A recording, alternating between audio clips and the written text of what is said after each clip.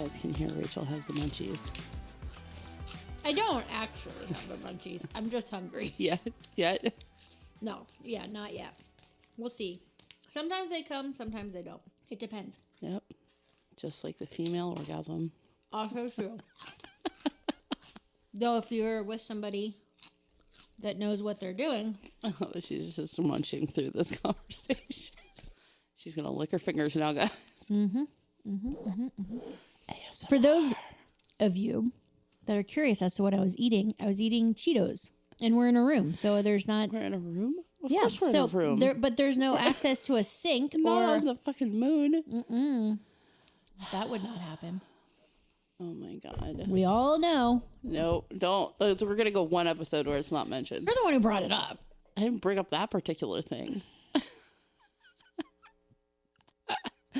You guys, welcome to the Past Life Happy Hour. Past Life Happy Hour.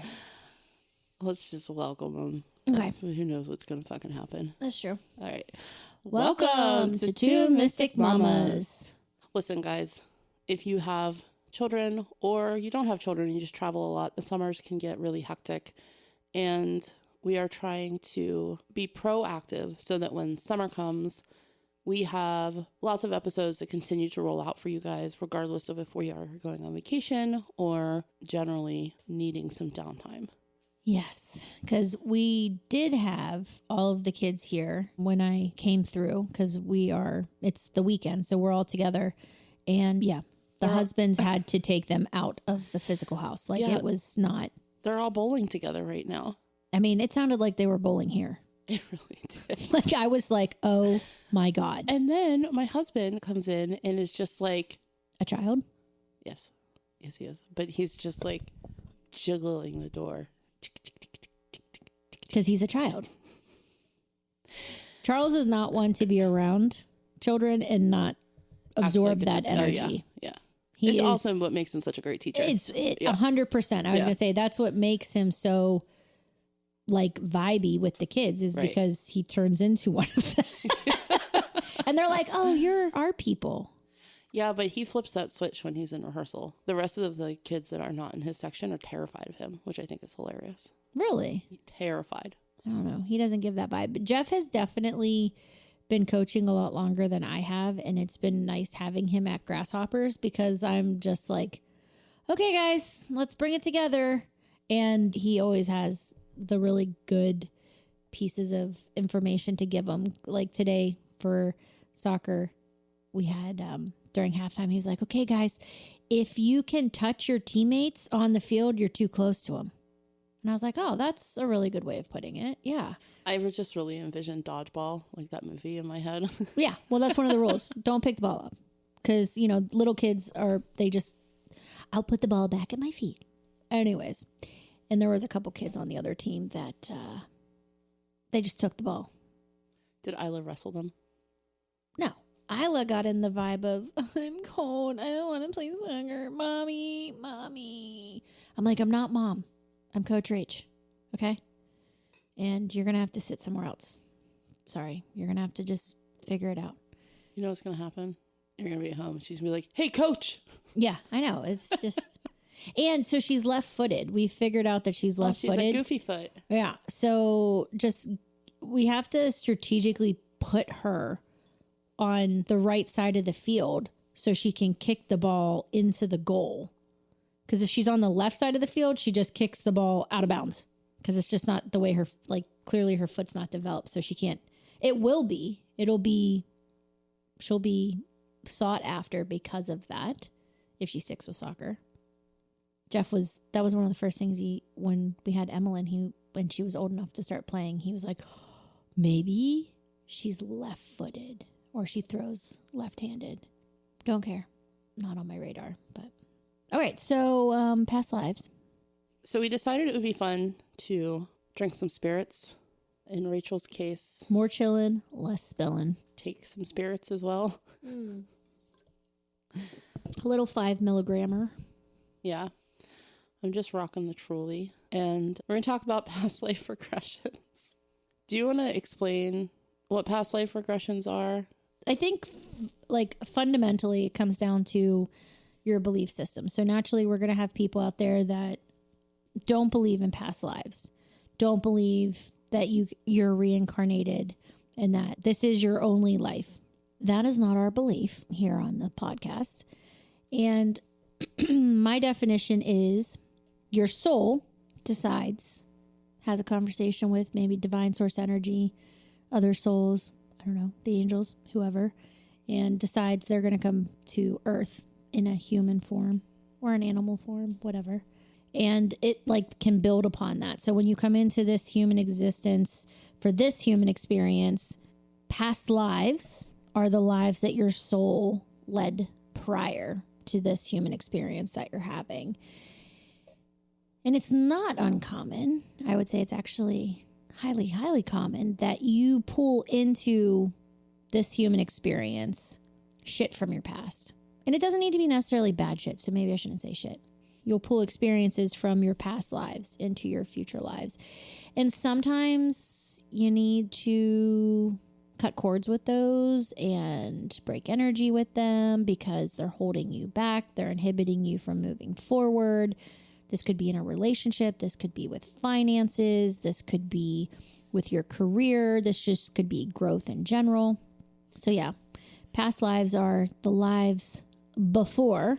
Well, I want to touch on this though, because when we had Naisha on the podcast, we did talk about the fact that past lives are not necessarily past lives. That is one set of beliefs, that they are lives that have come before and your soul reincarnates. And we've also talked about the fact that there are people that believe that your soul reincarnates you through the entire zodiac. If anybody out there is like an Abraham Hicks follower, the thought there is that you actually choose your parents through the law of attraction. So there are like a ton of different ways of looking at this.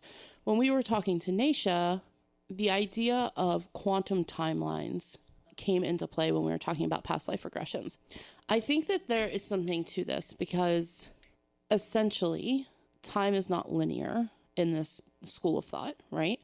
And everything is happening concurrent with one another on different planes of existence. Mm-hmm. So when you do a past life regression, typically you are doing some sort of hypnosis or meditation in order to get yourself into a state to be able to tap into this other life or this other parallel plane that's happening. Does that make sense? Oh yeah, 100%. Yeah. PLRT, past life regression therapy. Yeah. Yeah, and hypnosis has a lot to do with that. Now, you had a past life regression with Naisha, correct? Not specifically. Okay. I had a Reiki session where I had some past life regression imprints come through that had an imprint on this particular human existence. When I was receiving my Reiki 1, there was also some past life imprints that came through that had to be unblocked and undone in order for me to receive the symbols. Right, because that's one of the reasons that people go through past life regressions or past life regression therapy is to heal. Mm-hmm. And to grow from that. So that would naturally make sense that, you know, if you're trying to go through a Reiki attunement, that you would need to heal some of those blockages or those imprints in order to continue to tap into that higher self. Right. The one in particular was when I received Reiki, I was very much burdened with a family issue that had taken place that involved my parents. And I was feeling like very, very protective over them. And during the therapy session, it came out that in a past life, I had seen my parents get persecuted for being witches, which translated into I had an emotional imprint on this life that was very, very emotionally triggered. So my emotional attachment to my parents and my desire to protect them is stronger in this human existence because of past life experiences. And I was like, oh, that makes a lot of sense. It's so crazy to think about. Yeah, not all things in past lives necessarily are negative either. If you think about, like, I've thought about, like, leading up to this episode, who I think has like super, super strong past lives and have built upon them and been able to like really just bring through that energy and that charisma and that talent. Confidence. Yeah, confidence. But people, like, there are certain artists specifically, like musical artists, that they have a raw ability and a raw talent, but there's something that you just can't put your finger on, that you're like, how are you that good? So like Taylor Swift, Adele, Yo-Yo Ma, like Mozart, Bach. Like, there are people that just were like unbelievably gifted where you can't explain it. Yes, people have helped them get to where they're going, but there's just that raw talent that you're like, what? That's crazy. Lady Gaga. Naturally, all of mine are musical. But the other interesting thing that I wanted to, I want to touch on and I want to talk about is we have a podcast, but we love supporting other podcasts. And there is a podcast out right now that's gaining a lot of traction, and rightfully so. It's incredible. It's called the Telepathy Tapes. And there are a lot of folks that get down with telepathy, and also shamans and different people that talk about past life regression, but in the present sense, where those astral planes that we were touching on before, you can access those and you can get to them. And there's one particular episode that I'm listening to now where the mom communicates with her son, who is nonverbal, in lucid dreaming. And in her dreams, he is fully verbal, can communicate, and he talks to her and comes to her and tells her what he needs in this life in her dreams. It's so crazy. It's a little bit mind bending, right? Like, if you're listening to this and you're like, what? Like, what? Just know that, it's like anything else. If it feels like it's a little too much, then it is a little too much. And you just, But even if you look at it from the perspective of, we know that when someone loses a sense like vision or hearing, their other senses kick in order to help them adapt and live without that sense of sight or that sense of hearing. So we already know that happens scientifically. Yeah, science right? does support that. So it doesn't seem far-fetched to think that if you have someone who is nonverbal, that they would be heightened in these other ways. And I do remember Charlie was teaching in an ASD classroom for a while. And, we would talk about some of these students were so incredibly gifted in ways other than stereotypical communication. A lot of nonverbal folks, their brain does not allow them to associate with their body. So they don't know that they have arms and fingers and legs. And so that's why they're nonverbal, because they can't figure out that they have a tongue and vocal cords. Mm-hmm. And so they just communicate by reading minds. Like, telepathy is unbelievably real. And it's amazing what can come to you in your dreams.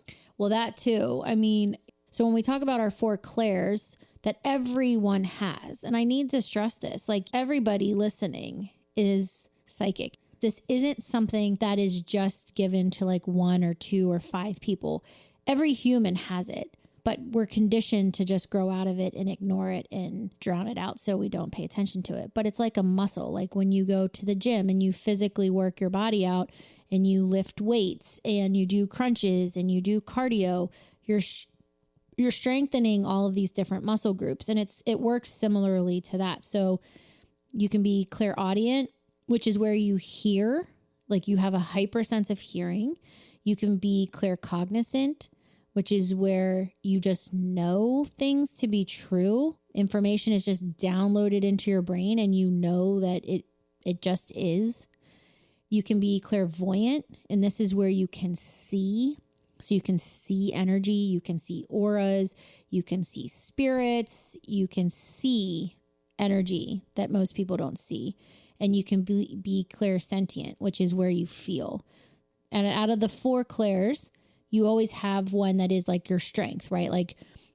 whether you hear, see, feel, or know, you always tend to go one way or the other. And so I am clairsentient, so I just feel things. And I think that this is a beautiful knowing that we all have this, that it just is. So you're born with this. And when you believe that past lives influence where you are currently, and you can work on unblocking or healing or understanding and knowing what came before and how it's impacting you in this present life, yeah, just sets you apart, sets you up for success. It sets you up for growth. And it's just really fucking cool. So I was reading in this human psychology article that there are different types of each of these clairs as well. So different types of clairvoyance, which I think is really interesting, where you have people who are like classical visioning, which is like reading auras and having interactions with other souls. And then you have prophetic visioning, which is more about like these spiritual revelations about particular people, which their visuals are usually insightful towards, you know, awareness and feeling and sensation. Then there's verbal clairvoyance, which is the ability to access like lyric words or any verbal means of communication. It's like a clear hearing of what's happening. And then future visioning, which is showcasing warnings, certainties, probabilities, or possibilities. And then the healing and manifesting, which is where the healing actually happens by releasing energy, and manifesting occurs by attracting the energy. And these are all different types of clairvoyance. So when we talk about all of these things, like just because you don't know what's going to happen tomorrow doesn't necessarily mean that you don't have access to some level of perception and intuitive ability. And some of them, again, are going to be stronger than others, but you do have access to them. Yes. And the more that you participate in activities that work those muscles, in essence, the stronger they become. So when we're talking about past lives, if you are listening to this and you're like, I would be really interested in learning more about my particular past lives, there are practitioners that specialize in these types of meditations, and you can do them yourselves. Like you can go on YouTube and do a past life regression meditation. Just know that sometimes you fade in and out of, staying hyper lucid and then also going into like a subconscious state. But you can also go and see metaphysical professionals that also dabble in this, and it can be really, really helpful and healing, because sometimes, and I don't know the term for this, but I know that there were a lot of folks that had like deep trauma from different things that have existed in history. And there have been people that have come in that have pulled that trauma through into their next lives. And there's been a lot of work that has been done. I should actually look that up so I can talk more. Well, there's also inherited memory, which speaks to trapped trauma that we can inherit from our ancestors. Which is similar to, right. Different, but similar concept of what you're talking about.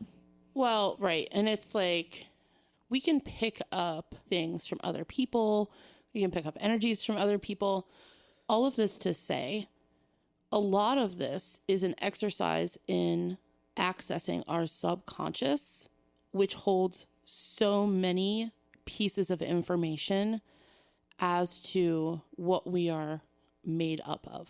And that can be memories, that can be inherited memories, that can be past lives, that can be parallel planes, right? Like you can really take that, but really it's all about accessing the subconscious. You know, there's things that we all wonder about ourselves. For sure. Right? And it's like, okay, well, if you always feel abandoned, but you never necessarily were abandoned by your family, right? And you're like, no, like this doesn't make sense. Like I have all these feelings of abandonment, but like I had this like great, loving, supportive family that I grew up in. You know, you might be pulling some of that totally through from a past life. Yep. Again, we use that term interchangeably for whatever your belief system is, whether it is, you know, concurrent with what's happening now or actually in the past. And there have been stories of kids that have come into existence and been able to pull from past lives and tell like very, very detailed accounts of things that there's no way that could have happened. They're like 3 and 4 years old and they're talking about World War I experiences where they were like, no, this happened. This was my name. And legit, they look it up and it's like, oh no, that person did exist.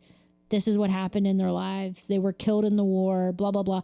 And now you have this like little 3-4-year-old kid. It's like, oh yeah, this happened, you know, back in the day. I love when kids say that to me. I love to do that. And they're just like, oh, that's, you know, their imaginations run wild with them again. And it's like, yeah, no. Has it? Or is there something to it? Totally. I mean, how many times have you talked to a parent that is like, yeah, my kid talks to my mom who passed when they were first born. They have conversations all the time. Baby monitors are great at picking this shit up too. Okay. Just FYI. But also, this makes me beg the question, were our invisible friends our invisible friends? Well, let's just, I mean, the answer is no. They weren't. Because we've talked about them potentially being spirit guides or whatever. But they also could be something that we create out of that subconscious past life. Totally. That's what I mean. Like the veils and the belief systems haven't been put into place with children, where that's why imagination is so easy for kids to tap into, because it just is. There's nothing there saying that it's not what it is to them. Whereas adults, like if I told you, Krystyn, I need you to go and just go play imagination for 30 minutes. I would be like, okay. Yeah. Well, you would. If I told Jeff to do that, he'd be like, what the fuck, Rachael? Do you want me to do? Jeff, I just need you to go outside and build a fort and play imagination. Go play imagination. Yeah, no. Okay. Like, is there a case of Iron City with that? Oh my God, he would definitely not drink that. Have you ever run yourself through a past life regression meditation? I have, and I tried to do one yesterday, and I was drawn to it because it was an hour and 11 minutes and 11 seconds. And I was like, done, let's do this. And I was probably halfway through it. And I got one of these. Mommy. She's sticking her finger. Mommy. And I was like, what, Isla? Can you find my egg from school? It's on the counter. I can't find it. Meanwhile, I go out in the living room. Jeff, Emmeline, and Graham are all out there. It's not like no one was home. I'm just always the only option. Right, of course. So I was like, hey guys, I was right in the middle of doing this past life regression meditation. Cool. Can anyone help Isla? Oh, well, she didn't even ask us for help. Yeah, that also tracks. So I definitely 100% know I have past lives. It's something that I definitely want to explore more. I also feel that I was a man in more than one of my past lives, like 100%. Just because I will have downloads that come through sometimes, or like memories that come through. I just know tracks with me being in that other sex. Yeah. Yeah. Plus, I feel very comfortable talking with men in general. Yeah. Almost more so than I do with women. Yeah, I've always been the same. I've always had an easy time talking with men. Yeah, and one of my past lives, well, one of my experiences when I was getting Reiki is she had to remove a sword that was I remember this. Stuck in my back. And yeah, most women back in the day did not fight with swords or fight in general. Right. So it lends itself to know. And isn't that an interesting thing? You know, not only is your soul just this incredible creation of energy, you're not defined by being a man or a woman, or you can be an animal, you can just be. So I similarly, it was like, okay, I need to prepare. I haven't really done anything with past lives for a long time. And by a long time, I mean decades. And so what I have done in the past is fuzzy. I also feel like the details of what's past life and what's spirit guides is fuzzy for me from back then. So I set off on a journey on Monday night. You had a successful journey. I had some sort of out of body astral projection that I haven't felt in a very long time. And and actually found a guided meditation. If you guys are not familiar with the app Insight Timer, this was I don't pay for it. It's free. They do have like a plus version, but this was a past life regression by Sonic Peace that was on there that I believe I did the 28-minute version. I was in it much longer than that. But the one thing, and I don't know if you felt this, my skin was so itchy. Like, I mean, itchy all over. And I was in the tub, and I take a lot of tubs. So that was weird. You take a lot of baths? I take a lot of tubs. Tubs. I take a lot of baths. I take a lot of tubby baths. Tubby baths. I love a tubby bath. I love a good tubby bath. Oh, baths are the best. I was taking a bath. I can't wait till I have a soaking tub. Oh my God. Bless. Manifesting it. So, and I don't know if this was a function of the fact that I was in water or the fact that I am super connected to the water. And I do have like these very tumbling visions of being under the water. And it was like I tumbled straight into it. Let me say, the meditation walked me through into my like 3 to 4 year old range first. And that was really interesting because there was definitely a lot of stuff that came to me in that time, that there was a huge block and visions just like started coming in like lightning. Like it was just really, really crazy. But I did have this very strong block around age 3. I just was not feeling the connection to that like mother womb, like that inner child mother connection at all, which I think is really interesting.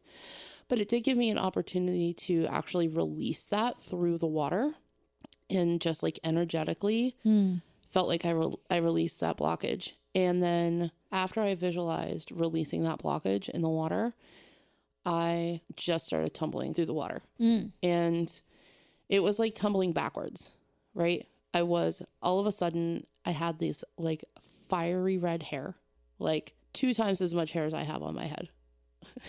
We know I have a lot of hair on my head. You look like Brave. Yes, right. And I was in this like white plain gown, not like a wedding gown or anything, just like a plain white gown. And I was tumbling through the water, and then I like basically reversed out of it, and I was back on a dock. And then like, again, lightning flashes, and it pulled me into this manor that I was in. And I was there, and I was forgotten. And I was just in this old manor. And it was good because I was really there to exact revenge for someone that I cared about, right? I mean, there was so much detail to the manor, to what I was wearing, to they were faceless people, but I could see the people. You know what I mean? So the people that I cared about had been taken from me in some way, and I was here to exact my revenge. And then I tumbled right out of this and into a space of being like an indigenous medicine woman. And I was like, what is happening? It was so crazy. I was in it for so long that I came out and I was 43 minutes late for a meeting. I was like, oh, whoops. I love that you were also 43 minutes late, because that's like, right? That's the year. Right. It's right. So crazy. So all this to say, I go through this whole visualization process, and I have a very stark visual of me as an old woman in this human experience with a granddaughter with that same red hair. Oh, interesting. And it was like, it was basically my last breaths that I was taking in this ether. And Evie was there, and my granddaughter was there. And they were sending to me to be with my love again. And I could like literally visualize and see my hands turn to like magical stardust. Okay. Wow.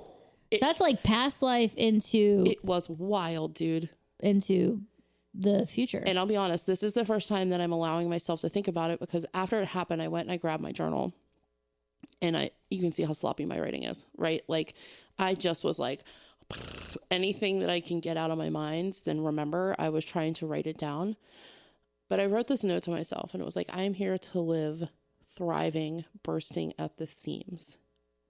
And I was like, oh, like that's such an important message that I was meant to receive. Mm-hmm. I'm not meant to be living small and treating myself poorly. Right. Which, you know, for anybody else that has trauma, like old habits die hard, you know, like it They is do. really hard to move away from that space where you don't treat yourself like shit. Yeah. And allow yourself to move away from that space. I think so often we take trauma and we just try to hide it, and we try to suppress. And short term, sure. Long term, it always comes back. And so if you can bring it up slowly and you can like incrementally move through it. Well, and I found transmuting it into other practices has been very helpful for me. But again, you're still going to have those feelings. I don't know. I'm like, well, I guess we'll find out in a million years if I have a redheaded granddaughter, or if it was just that like coming back in, you know what I mean, and wrapping me back into this life. I don't know, but it was a lot. I love it. It was a lot. I was trying really hard to get to a place that I could come out and journal, but I remember nothing. Well, I remember being on the astral plane. I remember doing the exercises and going through what they were saying, but I wasn't at a place, well, I wasn't done with it yet, right? So I was still in it. And so when Isla came in and abruptly took me out of it, right, it just crashed. That was it. You should try doing a meditation where you set the intention as you go to sleep that you're going to recall it. Yeah, like a lucid dream. Right. Right. And see if you can bring it back that way. Yeah. So, alas. Listen, we can send ourselves to incredible places without spirits. Yes. You know, like we thought it would be fun to make this more, I don't know, like it's just a little bit different for us because we don't drink or partake in anything usually. No, we are usually the golden girl. But I do think sometimes allowing yourself to just relax in that sense, everything flows, right? Like your thoughts flow. You're not overthinking things. You're just like letting it just be. Are you feeling anything for that thing you took? No. I mean, maybe like a slight chill vibe, but nothing. Yeah. Nothing cray-cray. But it was, I mean, that makes sense because it was like 5 mLs. Milligrams. So. Like 5 mLs and 5 milligrams would be very different. Yes. You know, that would be fun to be put into a hypnotic state. I would like to do that. On a podcast and see what comes out. Oh my God. That would be wild. That would be wild. Very wild. I would tell you though, like I was just pulled up the insight timer meditation that I did, and there are a bajillion 5-star reviews on this meditation. Well, maybe I should do it. Yeah. We can come back and see what it says. I can lay on your couch. Are you ready for this? Very interesting. This meditation is very relaxing. A past life must have started to come through, but because for some reason I started thinking about cream of wheat. Okay. And I could see the box as clear as day, and I hate cream of wheat. So clearly they hate it, but they need it. I was not expecting that review. Uh-huh. I wonder, they must have put this up a while ago because these reviews go back to 2018. Some people crack me up. There is one negative review, but she gave it 5 stars. Disappointed. I have practiced this twice now and have had no visuals or regressed at all. Do you perhaps know why I'm not responding to the meditation? Your voice is extremely soothing and relaxing, and the whole meditation is amazing. Just wish I could get something out of it. Wow. Really nice. Oh, man. All right, guys. I'm telling you, go do this meditation. A lot of people are having very vivid experiences that they are clearly remembering. Did you listen to it on your earpods? No, I just had it on my phone. I was in the tub, so I didn't put my earpods in. Yeah. I'm usually fine with that too. So this is one of those episodes that I really want to get our fans and our listeners involved, because I think the more you talk about it and the more you share, this is something that can take on a life of its own. Yeah. And I think it'd be really fun to know what others experience when they do this work and they move forward or stay where they are. You remember when Naisha said past life regression, when she does that specifically, she goes into it. And yes, she knows that the person wanting to get it done wants it, but they also have to be ready to handle whatever comes. Right. Because a lot of times it is not like a positive, like happy-go-lucky experience. It's like, all right, I'm going to give it to you like it is. And it was probably going to be really raw and fucking rough. And you have to be able to handle that. Well, some people aren't even open to it. Like, I feel like there's people that say they want it, but they don't actually want to grow from it. No. And I think if you're going to enter this state of trying to access your past life, then you should have a real conversation with yourself about if you're willing to grow, if you are willing to regress in your own life in order to heal and move forward, and if you're willing to embrace the messy truth. Because, you know, it might not be somebody doing you wrong. Like, you might be the jackass. Oh, yeah. And like, I know that would fuck with me. Yes, of course. I know. I would wonder if anybody out there has done ayahuasca or had any sort of past life experience with that. I would be really interested to hear. Mm-hmm. I know that there's a lot of people that do. For sure. Do that. All right. Well, I think this is the first past life regression episode of a few. I don't feel like we have nearly explored it enough. We wanted to get on and give our listeners an opportunity to do some research. If you're hearing about past life regression for the first time, Google that shit. You are super chill right now. I know. She's like leaned up on her mic. I'm like ready to like take a nappy poo. Nappy poo it up. So yes, I probably do feel the effects of that 5 milligram, but not in a crazy way. Your eyes just closed for a hot second. I know, because I was like, oh, maybe I'll just close them, shut them down. I was up early coaching a fucking grasshopper soccer game. Oh man, I know, it was early. Are you? What are you doing? Videoing you. All right, people of our cosmic crew. I need to go lay down. It is also 3:30 in the afternoon, which is also my nap time. Okay, we're gonna go have preschool nappy time now for Rachael, everybody.